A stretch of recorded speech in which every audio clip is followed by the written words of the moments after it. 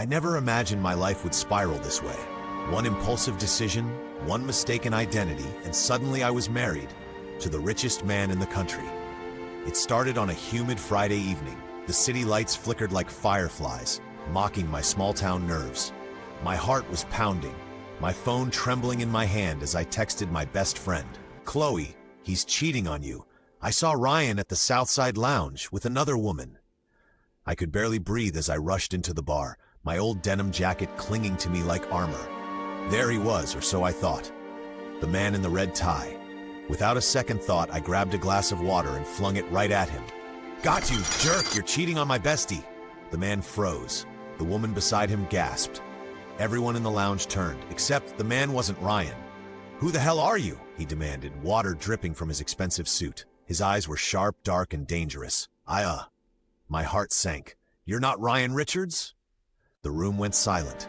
Someone whispered, "That's Ethan Irving, the CEO of Irving Corporation." Oh no, before I could run, his mother, elegant, powerful, terrifying, appeared behind him. "She's perfect for you, son. You two should get married."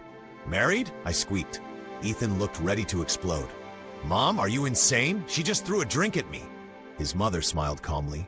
"Marry my son and I'll forget this incident ever happened. Otherwise, I'll see you in court for assault." I froze. Jail or marriage, great options. "I can always get a divorce later," I muttered. "Fine, I'll marry him." Ethan turned to me with disbelief. "I never said yes." "Smile," his mother said. And just like that, with one flash of a camera, I sold my soul to a stranger.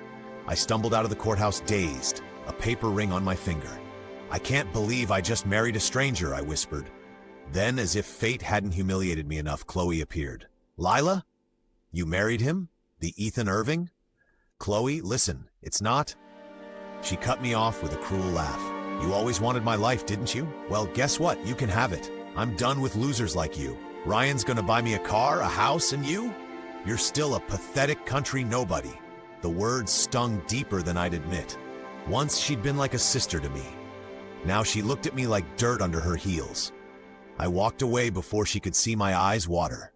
I'd left my small town to build a new life here, but somehow I'd just become a headline scandal. The next morning, Ethan found me staring at the ridiculous wedding photo on my phone. "Listen," he said coldly, "this marriage wasn't my idea. You were forced into it, so I'll agree to a divorce." Relief flooded me. "Thank you." But his assistant, Bubba, suddenly whispered something that changed everything. "Boss, your mom transferred 20% of the company shares to your wife." "What?" Ethan turned pale. I blinked. "She what now?" He clenched his jaw. "My mother's testing me. If I divorce you, I lose control of the company." "So you're saying we have to stay married?" He exhaled sharply. "For now." Not only was I stuck with a stranger, but apparently I owned part of his billion-dollar empire. Days later, I moved into his penthouse. It was cold, sterile, and too perfect, like the man himself. I couldn't sleep. Every time I saw him, I felt something shift inside me. His quiet voice, the way his eyes softened when he thought I wasn't looking. "Stop it, Lila, you're not falling for him. You just need to survive this fake marriage until you can leave." But then, one night, I tripped and spilled hot tea all over his shirt. "Oh my God, I'm so sorry." He stared down at me, lips twitching. "With your touch, it doesn't even hurt." My breath caught, his eyes held mine, and for a second I forgot how to move. "Get out," he said softly. "Excuse me?" "This is my room." "Not anymore," I shot back. "It's mine now." We stood there, inches apart, two strangers chained by a mistake neither of us could undo. Lucky me, I thought bitterly, climbing into bed on the opposite side. I'd married a man who hated me, and maybe, just maybe, I was starting to hate him less. The city looked even colder the next morning. The skyline shimmered like a cage of glass and gold, and I, small-town nobody Lila Adams, was trapped inside it. Ethan barely spoke during breakfast. He scrolled through his phone, calm and unreadable, while I sat across from him pretending to enjoy my toast. "About yesterday," he said at last, voice low. "You can stay here until we sort things out. Just don't get in my way." "Trust me," I muttered. "I wouldn't dream of it." But every time he walked past, his scent, clean and expensive, made my heart betray me. I hated that he could make me feel so much without saying anything at all. That afternoon, I found out his mother wasn't bluffing. The lawyer arrived with documents, proof that 20% of the Irving Corporation was now under my name. I could hardly believe it. A country girl like me holding a piece of a billion-dollar empire. Ethan was furious. This is insane. I can't just hand over that much power to a stranger. I didn't ask for it, I snapped. You think I want any of this? You're the one who lives in this world of luxury and lies. Our eyes met, his dark mind defiant, and for a moment I thought he might actually apologize. Instead, he turned away. Then we're stuck with each other. For now. Weeks passed. I got a new job at Maple Media, hoping work would distract me from the chaos. But fate wasn't done with me yet. One Monday morning, the new manager was announced. Everyone whispered my name, expecting it to be me. And then, let's give a warm welcome to our new manager, Chloe Cox. My stomach dropped. Chloe, standing there in designer heels and a smug smile, looked down at me as though I were dirt. Well, well, she purred. Lila Adams, still pretending to matter? She humiliated me in front of everyone, making me leave work early and docking my pay. I wanted to scream, but I bit my tongue. I couldn't let her see me break. When I got home that night, Ethan noticed my silence. Rough day? He asked. I tried to laugh it off. Nothing I can't handle. He frowned. Don't let people walk over you, Lila. You've got more fire than you think, and for the first time, he didn't sound like my enemy. He sounded like someone who cared. But things only got worse.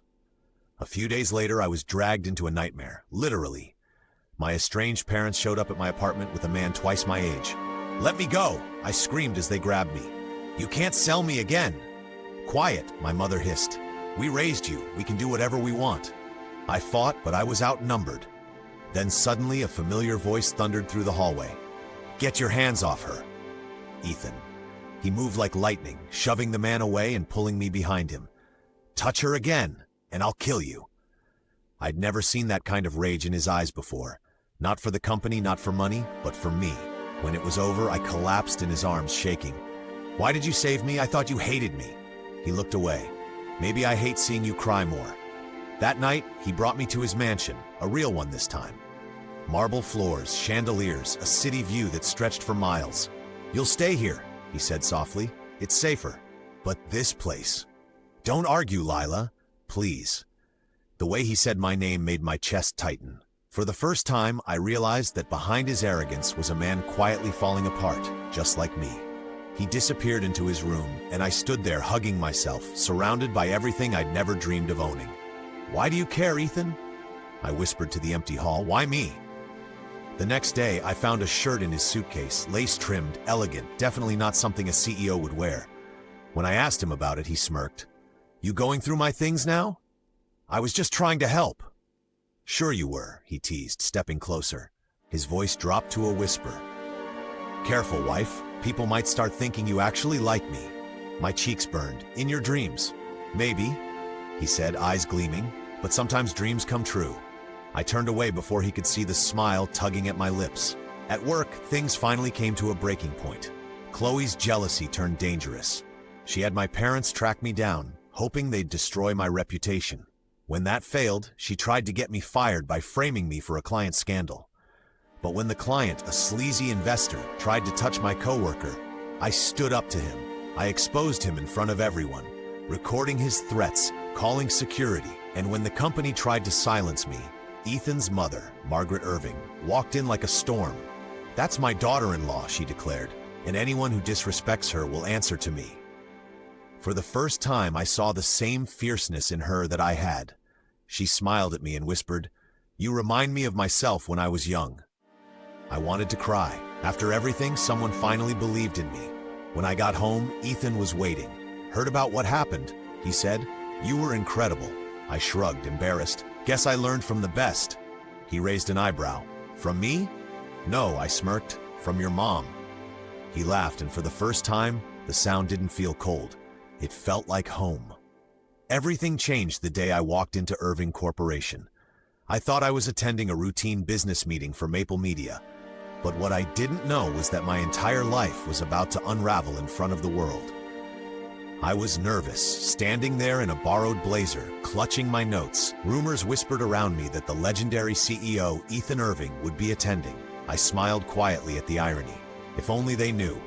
When he entered the room, time froze. The man in the crisp black suit, the calm authority, the confidence. Ethan, my husband, Our eyes met. His expression was unreadable, but I felt my knees weaken. The manager beside me whispered, "Don't just stand there. Offer the CEO a drink." I stumbled forward. "Sir, would you like some coffee?" He gave the faintest smirk. And then I spilled it right on his sleeve. "Oh my God, Ethan, I'm so sorry." The entire room gasped. My secret was out. The whispers began. "Ethan, did she just call the CEO by his first name?" I tried to explain, but Ethan's voice sliced through the chaos. "Enough. I'll handle this." He turned to me, his eyes locking on mine. "Lila, we need to talk." It was over. Everyone now knew the truth. I wasn't just a Maple Media employee. I was the CEO's accidental wife. The fallout was brutal. Chloe and Ryan seized the moment to humiliate me. They dragged my old clothes into the conference room, shouting that I'd slept my way to the top. They made me kneel, mocking my accent, my past, my poverty. I stood there shaking, refusing to cry. "Strip her down," Chloe hissed. "Let everyone see the country girl who thought she could play with billionaires." Before she could take another step, a furious voice cut through the crowd. "That's enough." Ethan, he stepped forward, eyes blazing. "Touch my wife again and I'll destroy you." Silence fell.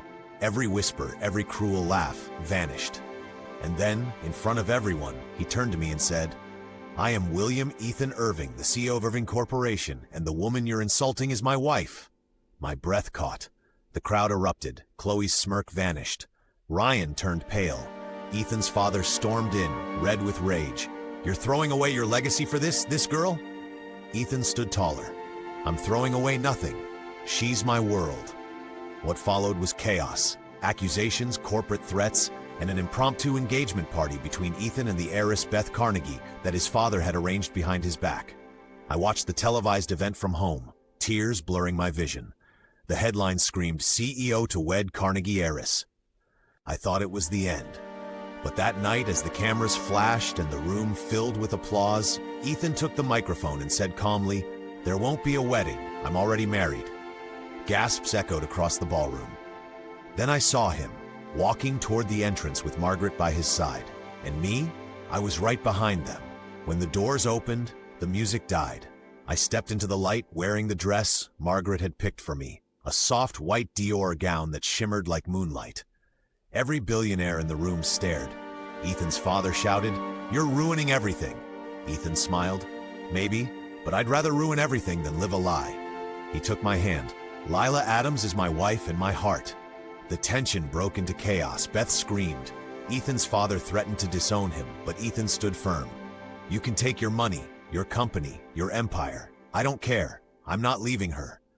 I wanted to stop him, to tell him not to risk it all, but it was too late. Margaret stepped in, calm as ever. "Actually," she said, "Lila already owns 45% of the Irving Corporation. The company belongs to her now." Every face in the room went white. I turned to her, stunned. "What did you do?" She smiled softly. "I trusted my instincts." For the first time in my life, I was speechless. The girl who'd once picked up trash behind diners was now the owner of $500 million empire. But more than that, I finally felt seen. That night, after the chaos had settled, Ethan and I sat on the balcony overlooking the city. He poured champagne, his hand brushing mine.